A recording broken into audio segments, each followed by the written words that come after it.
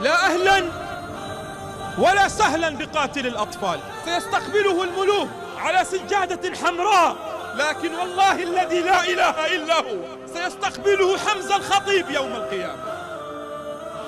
سيستقبله الملوك على سجادة حمراء، وسيستقبله أيتام سوريا يوم القيامة.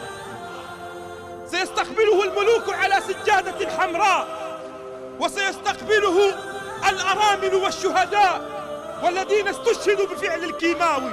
فليسقط العالم كله أمام أقدام طفل سوري. فليسقط العالم كله أمام طفل سوري مات متجمدا من البرد. يا أهل سوريا، لما الحزن؟ لماذا تحزنوا؟